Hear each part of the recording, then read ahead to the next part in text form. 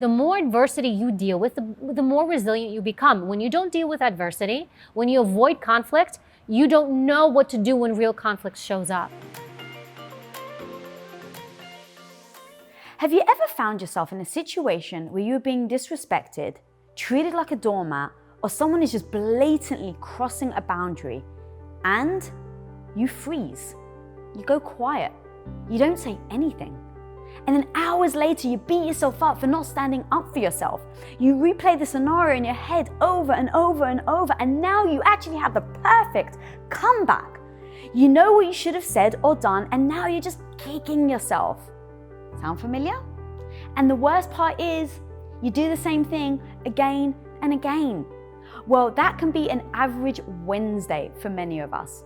You see, having the confidence, the strength, and the courage to stick up for yourself when you feel like you're being mistreated is not only freaking difficult, it's a skill.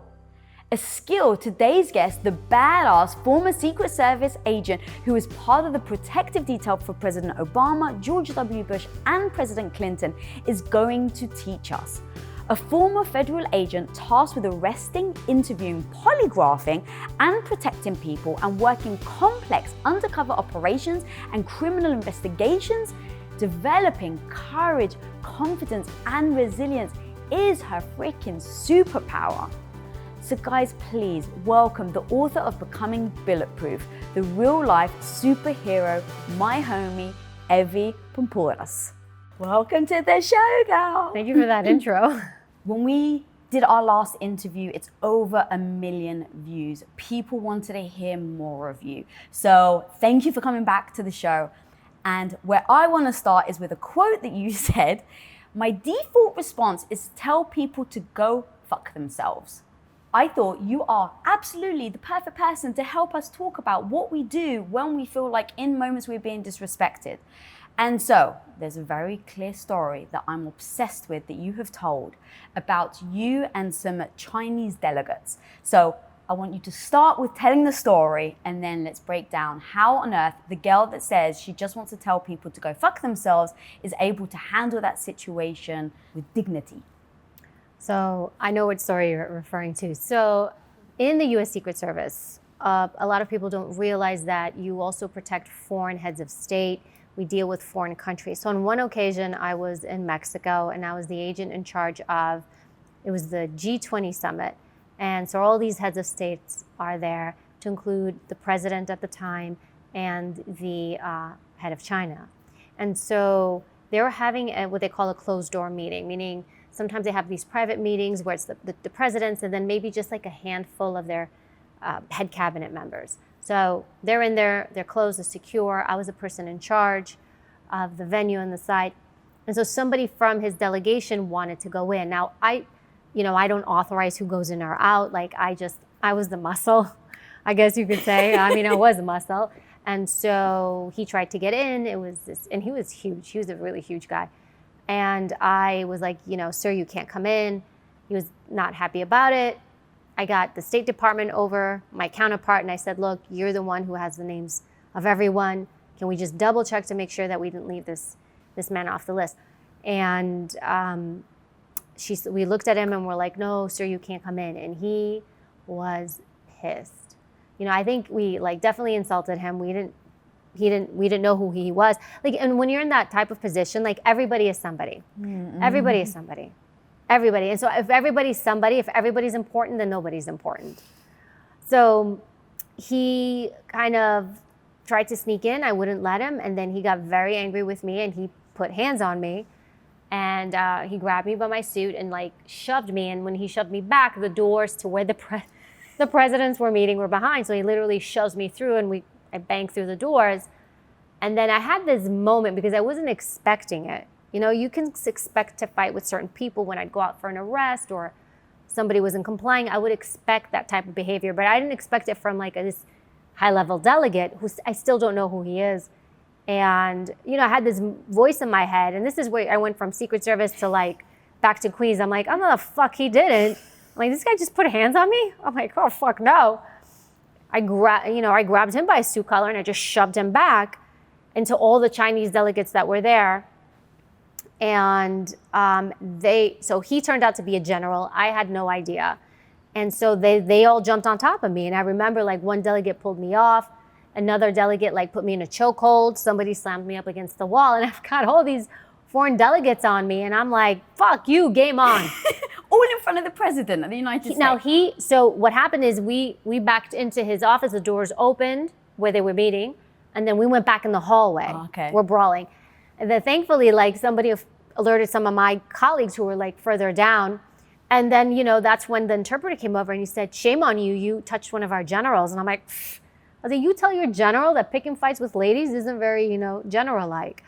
So, but, I had to control that rage. I'm in the middle of a G20 summit and you just got to reel it in. But at the same time, you have to defend yourself. Like, I am not about violence. Like, violence is like such an obvious way to fight. And quite frankly, it's a very insecure way to fight.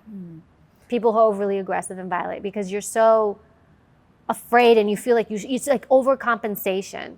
And I feel like if I'm going to waste my energy on you, it better be worth it. Yeah, I love that. This is what I really want to talk about. The amount of people, obviously your case is super extreme, but you're a freaking expert. But your everyday person like myself and the people listening, it's you get disrespected often. There are certain things where people cross a boundary, cross a line, and it's very difficult in that moment to stay cool, to know how to handle it. And then even if you get yourself super angry, to be able to calm down back to neutral. So what are the elements that you feel like are important for people to build? Because like I said at the beginning, I really do believe it's a skill. And it's a skill to know how to handle and navigate different situations. So when someone physically crosses your boundary, and let's say you don't have the physical skills to actually fight them off, what do you suggest people do? Okay, so this is heavy. This is like so many layers. So let me say one thing first. First, before we start assessing another person, it's me first. I have to have self-control. If I don't have self-control over myself, if I cannot master myself, forget about the outside world. So it always has to begin with you. So knowing that I am hot-headed and knowing that my first inclination is to tell people to go fuck themselves, which is true, I know that I have work to do. So I'm very aware of that, and I'm very aware that that is not the right thing to do. So I don't say this like, yeah, bravado. I say this like, yeah, this is a trait of mine that I've had to work very, very hard to kind of curtail and rein in. God, I'm so sorry to interrupt you, but there's something super powerful here. What made you go from you being that to acknowledging you're that and then acknowledging it doesn't serve you? Because I was fighting with everybody. And you just said, something must be wrong here? Like, yes, I was wrong. If I'm fighting with this person and that person, and even my dad, I used to fight with my dad all the time because I didn't agree with the way he thinks. I love my dad, let's put that out there. But we would fight all the time. And then one day I'm like, why am I fighting with all these people? Why am I trying to convince everybody of what I think? I'm like, and I really started to have like this thoughtfulness, because if you're fighting with everybody, if you're having problems at work, you're having problems at home, you're having problems with friends, if you're having problems with everybody, there's one common denominator, and it's me, and I would see that. And so I was like, I gotta reel me in. Plus, like, it's exhausting. And I have no time. I realize I'm wasting energy fighting with people. And I'm not saying that some people don't deserve to be put in their place, but I guess I look at it like, are you worth my time? Most people aren't. So you have to choose that. So going back to what you asked first, it's self-mastery. You gotta have yourself locked down. You gotta have emotional intelligence over yourself. It's a Greek saying, know thyself. If you don't know thyself, nothing else I can teach you matters. Now, if you know and understand yourself, then at that point, betrayal, I think there's different levels, Lisa, of betrayal, of disrespect. Like if it's some Yahoo on the street who's giving me a hard time, like road rage or whatever, I don't care. I'm busy, I gotta go somewhere. So like I would not entertain that stuff. So I guess I think of it like, are you worth me responding to? Do I have to respond to you?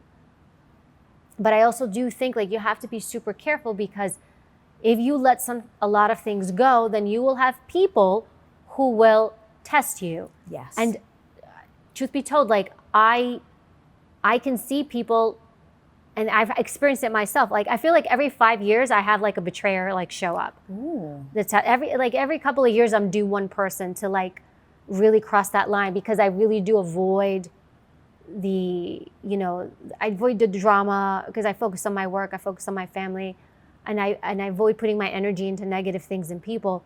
But I think you will have people test the waters with you. I love the quote, you teach people how to treat you. Yeah. So it's literally, the more you let things go, the more they're like, oh, I can do this, and they're not going to retaliate. Tell me Evy's version then of levels of disrespect and how you actually handle each stage. Yeah. So you know what? Let me share this. This is what happens to us. There's some science, some research they've done in the chemistry of the brain. And it comes to trust. And this is where we feel usually disrespected. And this is on a higher level. This is where it hits us deeper. So when you trust, there's two types of trust. There's conditional trust and unconditional trust. Now, conditional trust is, I'm going to do a business deal. I'm going to buy a car from a salesman. So when you deal with conditional trust, you access a higher level of your brain. And when you access this complicated place of your brain, you are trusting conditionally, which means you're working very hard. You understand this person will manipulate you. You understand that you can only trust them conditionally. And you do expect some type of maybe betrayal or lies or something to happen. But you work very, very hard when you're in that space. So when that person betrays you, like that you bought a car and the car salesman, screws you over, you're like, you know what? I didn't like that guy. I knew he was going to do that. I kind of felt it. You're upset, but it's not like this deep thing. That's conditional trust.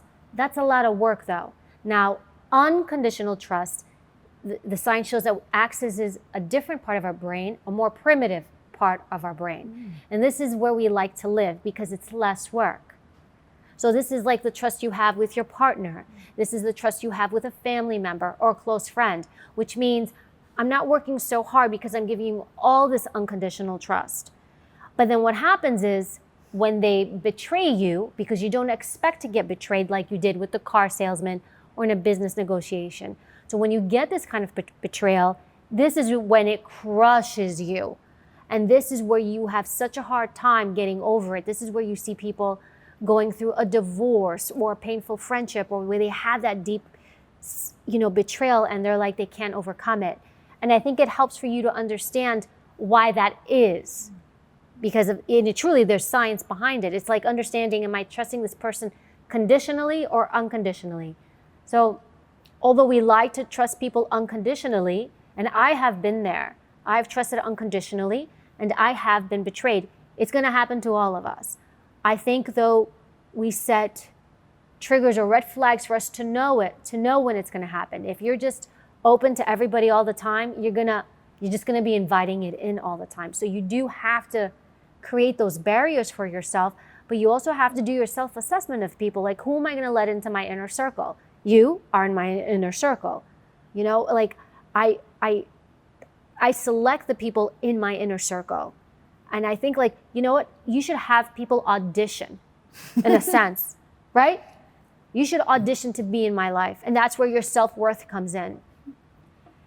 Wow, that was so articulate and amazing. And so then my next question is then, when we let the people in, at least for me, I find it even more difficult when they disrespect me or if they've crossed the boundary. I find it way more difficult to handle in those situations. And I think that I allow like you were saying, the unconditional, my guard is way less down. So I let them get away, quote unquote, with more things. So you've repeated multiple times emotional intelligence. So I'd love to kind of break that down even more and say, and put the two together on how you build the emotional intelligence and then how you use that in these situations, whether it's a work colleague or it's someone very close to you.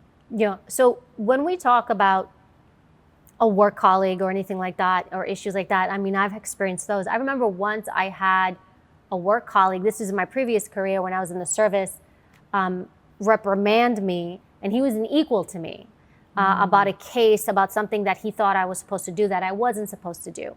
And he had just kind of gotten sort of an elevated position, and I think he wanted to put on a bit of a show, and he did this in front of people.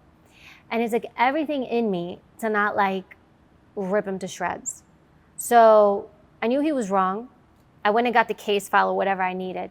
And I went back downstairs and I stepped away because I really nothing good was going to come out of my mouth. But I also understand that it was work. And I also understood that there was people around me. And I was like, you're not going to own my response to you. I'm going to own it. That's why. I do it for me, not for you. So I got the case, I grabbed him, and I'm like, hey, we'll call him Jay. I'm like, hey, Jay. I'm like, come here. I'm like, I want to speak to you. And I remember I pulled him into the stairwell and to speak to him in private because I learned through my interviewing techniques that when you want to let somebody know what you really think of them or when you want to reprimand somebody or discipline someone in some way, you should do it in private. Because I knew if I ripped him in front of everybody, he just would have ripped me back and we would have gotten nowhere. Because he's naturally going to get defensive because I embarrassed him. Shame is a big thing. So I pulled him to the side in the stairwell. I said, here you go. This is what you're saying you need. This is what was done.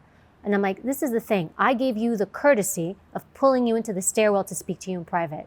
You've known me how many years? I've never spoken to you like that again. Today was the first and last time you're going to speak to me like that again.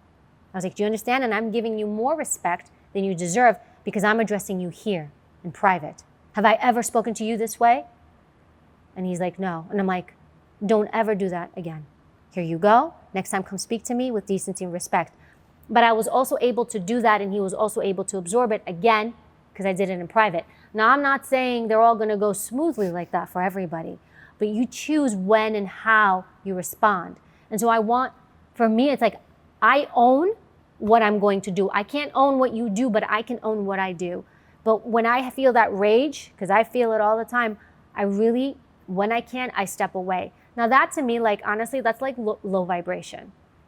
Like stuff like that, when you deal with people like that always think low vibration. Like this person, this is silly. And most of the times it is, and most of the time you're dealing with people's egos. Now, when we're elevating to people, I have to be honest, my inner circle is small. And I've just learned when I was younger, I had friends everywhere. And now this is my friend and that's my friend. And I realized over years, I'm like, they're not all friends. And what matters is the quality of the people you keep to you. And I'm very thoughtful. But there are certain standards that I create for myself. So it kind of goes back to what you said about treatment. And I say, you get what you tolerate. Mm-hmm. So if I know someone's lying to me, I'll be thoughtful as far as why they're lying to me, because sometimes people will lie out of fear. They'll lie because they're ashamed, and I will work to see if that person will be truthful with me or if they hold back for a reason. But when somebody lies and they really hurt me, betray me, at least for me, Lisa, I'll tell you this, when I'm done, when I make that conscious choice to be done with someone, I'm done with them. When I feel that kind of betrayal. And again, I feel like every 5 years, but usually those betrayals, those deep ones come from someone close to you. It's not going to be usually an acquaintance. It's going to be a family member. It's going to be a relationship. It's going to be all those different things. But you also have to have enough common sense to know when to walk away, when to know when to be done. How do you know that? Because so many people struggle with that, of knowing when to be done and walking away. If somebody's lying to you, you walk away. I remember I had someone reach out to me, and this goes with her partner, and she suspected her partner of being unfaithful. She was asking me for help, for advice. I think she actually wanted to polygraph her partner. And I'm like, so when I heard that, I'm like, you want to polygraph your partner? And she was like, yes. I was like, I think you need to reassess your relationship. The minute those words, I knew, I'm like, she's done. This relationship's done. Dude, I say that about checking people's phones. The second you pick up your partner's phone to check it, there's a problem with your relationship. I think it's okay to check your partner's phone. Oh, let's have this debate. Absolutely. Do you? Yes. My husband's on my phone all the time. I'm like, enjoy yourself. So you give each other permission and you just check it whenever you like. He has my passwords. He has everything. Right. Well, I guess so Tom has all my passwords, but if I ever felt the inclination to check it, to me, it means that there's something wrong in my relationship where I don't trust him, that I feel like I need proof. I don't look at it as proof. I look at it as maybe you do need the proof to feel okay. Because for whatever reason, you're feeling something. And so I kind of and this is where I kind of go back into my investigator thing. I think there's a problem. I want proof. Here, I'm not texting anyone. I'm done. Now we can go on with our lives. Other than that, I hold it in. It builds up. And I'm going to tell you something, Lisa. and I'm not saying this applies to you. I had somebody else school me once, No, or I try love to school me on like, you shouldn't look through your partner's phone. It's shameful. It's this. And it was kind of unsolicited. It was in the discussion, and nobody does that. And like this whole self-righteous thing. And the irony was that person, that woman that was schooling me, sending me this, like, she sent me this long tirade email. Her husband cheats on her. I knew you were going to say that. And I know about it. I know that. about it. That's the ironic thing. Now, it took everything in me to be like, let me lay some truth on you. But that wouldn't have been the right thing to do. I held my tongue, you know, they had a family, they had all these things. But inside me, I'm like, why are you so over the top with trying to impose this on me? It's like, you do what you want. But because underneath it all, she's like, so adamant about not looking at a partner's phone, because it's like, yeah, because your partner doesn't let you look at it. Why? When all you would have to do is like, here you go, babe, look. And I feel like I want to look through my husband's phone. Like maybe I'm having an off day and maybe I feel funny. It's like, can I see your phone? Yeah, here. Because if I don't, I'm doing it for him to find peace. When I resist, it's my ego. You want to look at my phone? Why? How dare you? What the fuck not? You're my husband. Here's where I always come from with anything, like even the suggestions and advice. It's always like, this is what for me. Like for me, I don't ever like to feel jealous. I don't like the feeling of it. And so I say to myself, if I feel jealous, why am I feeling it? Like, is it something that he's doing? If it is, I need to acknowledge it and I need to address it. Is it something that I'm insecure about? If it is, I need to feel it. Like, let's say, for instance, because I even use the story of my husband could be walking down the street. Someone could text me a photo of him hugging another woman down the street, or like hand in hand or something like that. I'd be like, oh, I'm sure there's an explanation. I would never jump to he's doing something. Now, I also say it completely leaves me open to being hurt. I am so aware of that on so many levels. But it's been so beautiful for me and my husband, because anytime he may feel jealous or anytime I feel jealous, we just sit down and talk about why. And then we get to the root problem. Once we've gotten to the root problem, whether it's, let's say, I feel like I don't feel pretty right now because maybe I've got health gut issues and that really does, affect how I feel about myself. So it's like, okay, it's a self-esteem issue. Oh, okay, it's because of my health. Like we kind of backtrack it, and then the same with him. And it's actually allowed us to figure out and solve the problems as we go along. There you go. So then where do you have a fine line then about where there's that line with disrespecting someone when it comes to, I had no intention of going here, but because we went down the husband route and the jealousy route, do you think that there's a fine line of a communication between, let's say, your partner and somebody else, and that comes across disrespectful, and then how would you handle that? Because like I'm all about, right now, you've been in so many situations where I think people have tried to push you around, disrespect you. And so I'm trying to think of all these different scenarios. And let me tell you, the amount of people that I think have felt that is very high. So do you have ways of handling that? So, and you probably have dealt with it too, but like there are moments where like I'll have my husband with me, and I mean, he's a good looking man. I think he's a good looking man. And like, sometimes I'll see, a woman or women be like, oh, hey, or sometimes people like, oh, make sure you bring your husband. I'm like, okay. I won't do anything to that person, but he's so aware of that because he doesn't like it done to him that like, I'll be like, hey babe, like she's a little too, he's like, yeah, I know, I'm sorry. Or I'm like, hey, that person's calling you a little too much for help on something. He's like, yeah, I know, weird. So, but he and I, and that's important, like it's conveyed openly. I don't get mad at him because I'm like, it's not his fault someone's like behaving that way. Now, if he engages or does something, I'll say, hey, listen, but we've had so many discussions, like we're so very super mindful, like we have discussions about this, and they're not ugly discussions, they're very thoughtful because he feels the same way. I mean, even my previous career, I worked with men. All men. And so for him, he's like, you're around dudes all the time. So you have to trust. So it starts with the person, but at the same time, allowing that person the openness to like, go through your phone, go through your laptop. Like if that's what you need to feel okay, have it. But it's not gonna be like every day. Like I'm like you, it's like, why do you wanna look through my phone? Well, I feel this and this and this. If you can articulate to me in a healthy way, have at it. Because there's moments if people need that, you feel insecure and you need your partner to be like, hey, I love you, I'm sorry you feel that way. I don't agree with it, but you know what, here you go. But then you can move on. But that obsessive stuff, that sneaking into stuff, the sneakiness of it, no. Like, ask me. And I've told my husband, once I think I caught him trying to look, I'm like, hey, ask me, you can have whatever you want. You can look through anything you want. It just hurts me when you do it in this roundabout way. And he's like, I can't help it. It's the criminal investigator in me. I was like, all right. So I think that those are healthy. It becomes unhealthy when it becomes obsessive. And if you're obsessive about it, well then, hello, there's a reason. There's a reason. But people, there is no one way. Your way works for you. My way works for me. And that's the thing. There's no one way to be. There's no one way to do it. But you have to know thyself and really know your partner. Yeah, I love that. All right, I'm going to take a bit of a hard right because I'm desperate to ask you about this. But I've actually got a quote of yours that is very powerful. I would like to read. My success is in standing my ground wasn't really about my physical strength. It was about my mental conviction. I had to speak with confidence to make sure those who heard my message heard it clearly the first time. And when I did act, I had to do it so in a way that assured it would not be mistaken for weak or uncertain of my abilities. Yeah. Woo! How do you do that? It's the way you carry yourself. I feel like break it down. What does size matter? Like, that's the thing. Like, power and strength, first, it lives in the mind. Right.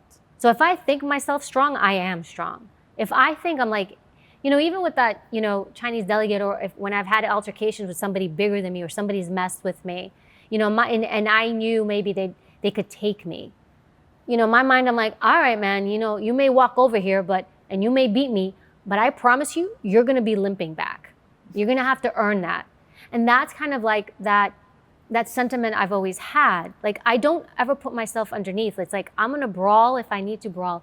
But again, like I'm speaking this way, but it really isn't my go-to behavior. It was though, like I really did want to fight everybody when I was younger, and I wanted to express my opinion and force my opinion down other people's throats. And I'm like, why am I doing that? And I realized that we do that, one, ego. Your ego runs amok. And then two, insecurity. Especially when you're younger, you're trying to figure yourself out, so you don't know who the hell you are. And being grounded in yourself.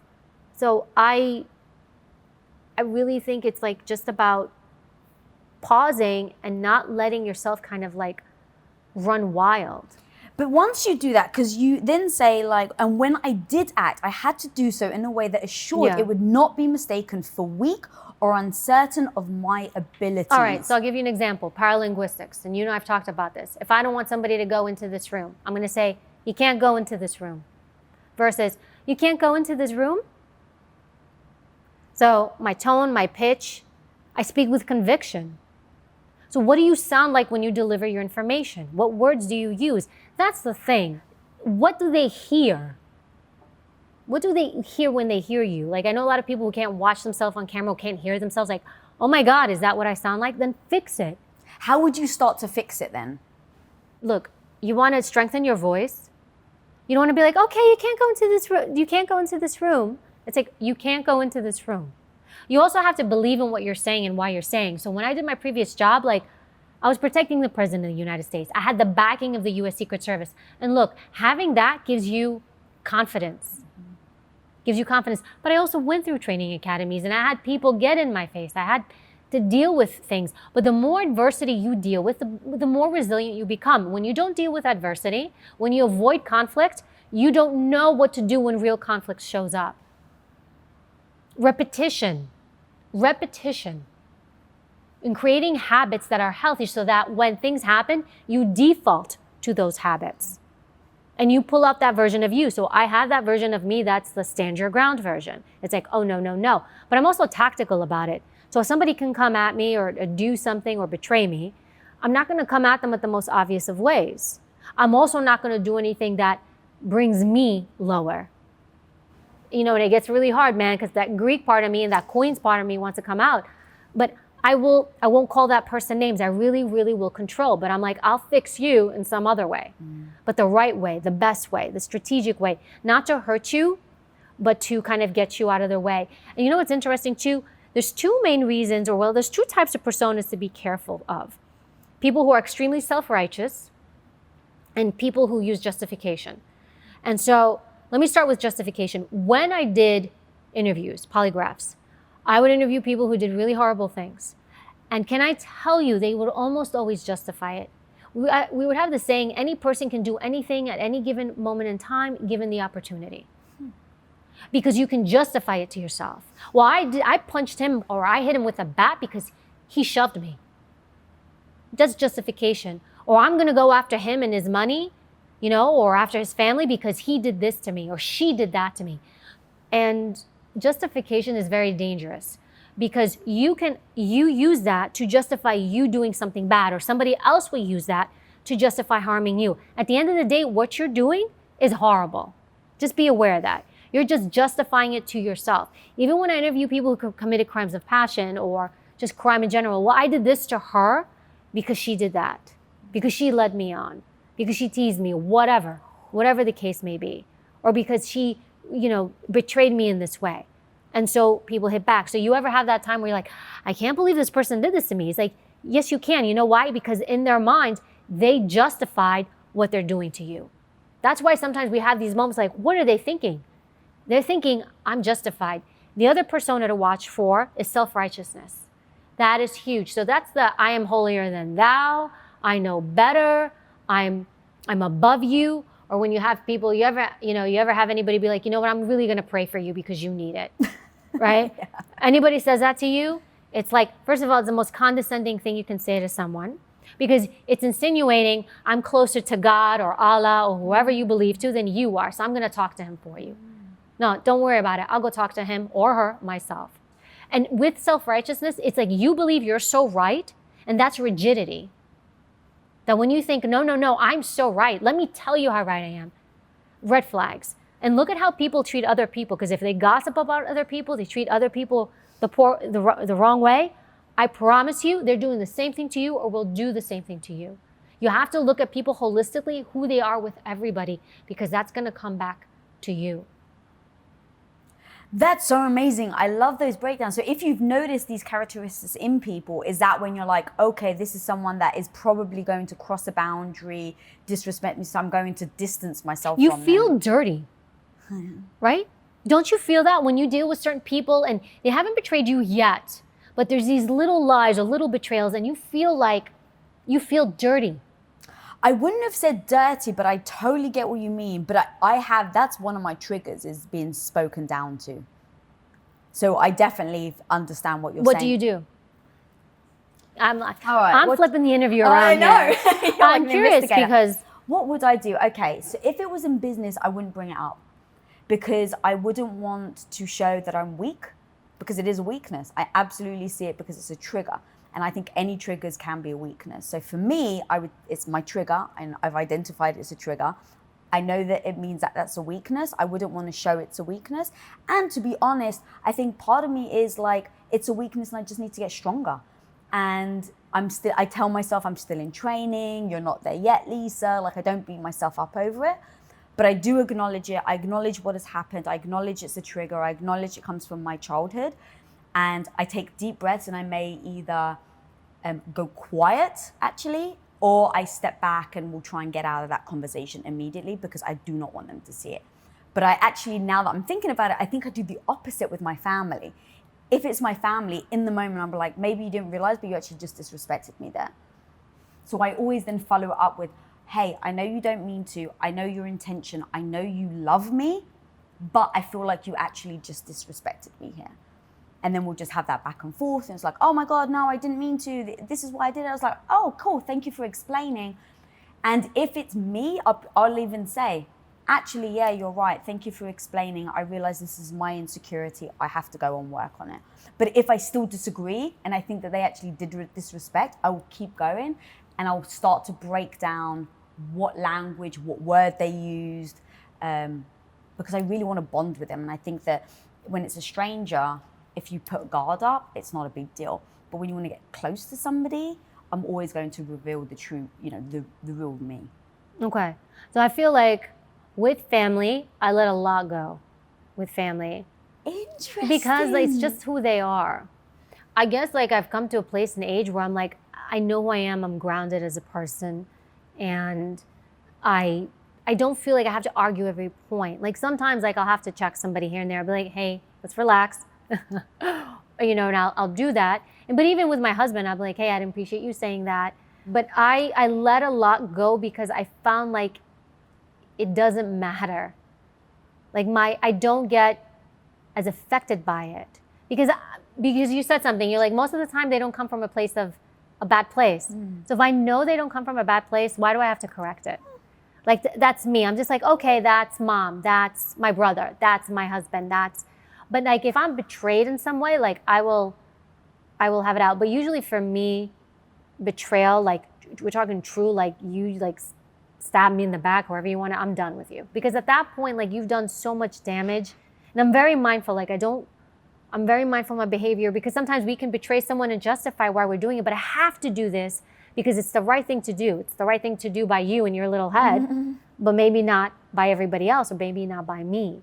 And so if someone crosses that line, for me, it's done. If somebody has it in them to harm you in such a significant way, why on earth would I ever want to repair that? I also can't bring you back in. It's just like, look, it's done. Just go. And then I think that's more powerful. And you don't even have to tell people. I've cut people out of my life silently. Why do I have to tell you? I just pull back. And then one day it's like, she's not around anymore.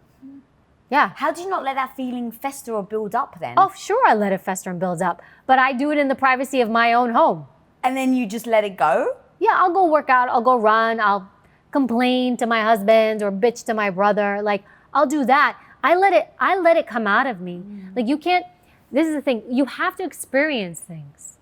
We don't want to suppress stuff, because you suppress it, it's going to manifest itself in other ways. So you are allowed to do whatever it is you need to do to move through it. So I do that. Like I have moments where I'm like heated and angry. I'm not like kumbaya all the time. Like, no, like I'll go through it. I may spend a week in rage, but then I know like don't have too much contact with people. Like if it's that deep of a thing.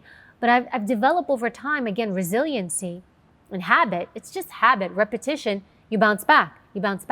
You also, like, and I say this in the book, don't be surprised.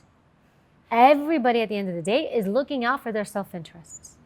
They really are. Not because they're bad people, they just are. And if somehow you get in the way of that, you might get either pushed to the side or bulldozed completely. And so you have to understand that. So when you see it from that perspective, it gives you a little bit of logic. I mean, you understand the pain of it, but you shouldn't be surprised. You shouldn't be like, I can't believe it. It's like, I get it. You can say that to a point, but then you know what? Let's move on, because then you get into that victim mentality. And that's a really dangerous place to live. I know a lot of people who live there, or I've experienced a lot of people who live there. I've kind of like tippy-toed into that place myself, like when I was much younger, and I'm like, I'm not living in this space. I'm not going to be a victim. I don't like that word. And so for me, the language I use in my mind is so powerful. Like I'm really thoughtful, of what I consume, what language I use to define myself. That was so freaking amazing. As you know, I could talk to you forever. Guys, go check out Becoming Bulletproof. It's freaking awesome. Everything she just spoke about, she goes deep into. Where can people find you online, girl? Evy Poumpouras, common Greek spelling, Evy Poumpouras. There it is on Instagram, all over the place. And get her book on Amazon, is that right? Amazon, anywhere books are sold. All right, guys, if you like this episode, be sure to subscribe. If you're not following me, follow me at Lisa Bilyeu. And until next time, be the hero of your own life. Peace out. What up, guys? Thanks so much for watching this video. If you'd like another dose of badassery, make sure you watch this video right here or this one right here, because I know you'll like them. But hey, also, while you're here, guys, you might as well click that subscribe button down there so you don't miss any future episodes. And until next time, be the hero of your own life. Peace out.